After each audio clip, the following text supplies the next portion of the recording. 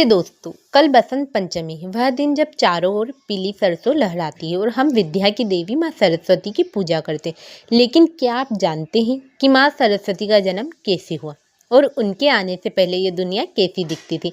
आज के वीडियो में हम जानेंगे बसंत पंचमी की वो पौराणिक कथा जिसने संसार को मौन से संगीत तक पहुँचाया। सृष्टि का मौन और ब्रह्मा की चिंता। ब्रह्मा जी कमल पर बैठे हुए पृथ्वी का दृश्य जो बहुत शांत और उदास है। पौराणिक कथाओं के अनुसार जब भगवान ब्रह्मा ने इस ब्रह्मांड की रचना की तो उन्हें पेड़ पौधे, जीव जंतु और मनुष्य तो बना दिए, लेकिन वे अपनी रचना से संतुष्ट नहीं थे और चारों ओर एक अजीब सी खामोशी छाई हुई थी। न पक्षियों की चंचहाट थी, हवाओं में सरसराहट, और ना ही मनुष्य के पास बोलने की शक्ति। पूरी सृष्टि एक मौन और मृत शरीर जैसी लग रही थी।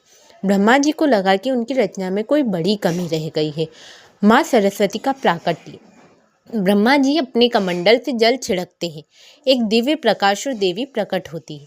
अपनी चिंता लेकर ब्रह्मा जी भगवान विष्णु के पास गए। विष्णु जी के सुझाव पर ब्रह्मा जी ने अपने कमंडल से जल लेकर पृथ्वी पर छिड़का। जैसे ही जल की बूंदें धरती पर गिरी, अचानक एक दिव्य ज्योति प्रकट हुई। उस ज्योति के बीच से एक अत्यंत सुंदर चतुर्भुजी देवी अवतरित हुई। उनके एक हाथ में वीणा थी, दूसरे हाथ में पुस्तक, तीसरे हाथ में माला और चौथा हाथ वर मृदा में था। यही थी ज्ञान और कला की देवी माँ सरस्वती। संसार को मिली वाणी। देवी सरस्वती वीणा बजाती, प्रकृति में हलचल और संगीत।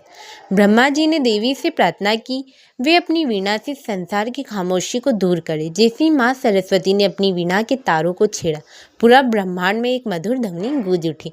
नदियों में कल कल की आवाज़ आई, हवाओं ने सरसराना शुरू किया, पशु पक्षियों को आवाज़ मिली और सबसे महत्वपूर्ण मनुष्य को वाणी मिली।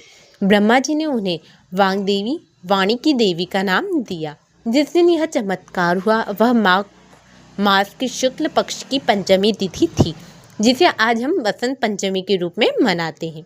बसंत पंचमी और पीला रंग। पीले फूलों के खेत, लोग पीले कपड़े पहनते हुए। अब सवाल आता है कि इस दिन सब कुछ पीला क्यों होता है? बसंत ऋतु में प्रकृति अपना श्रृंगार करती है। खेतों में सरसों के पीले फूल खिलते हैं जो ऊर्जा और नई शक्ति का प्रतीक है। पीले रंग माँ सरस्वती का प्रिय रंग माना जाता है, इसलिए लोग इस दिन पीले वस्त्र पहनते हैं और पीले मीठे चावल या बूंदी का भोग लगाते हैं। तो दोस्तों, यह थी माँ सरस्वती के जन्म की कहानी।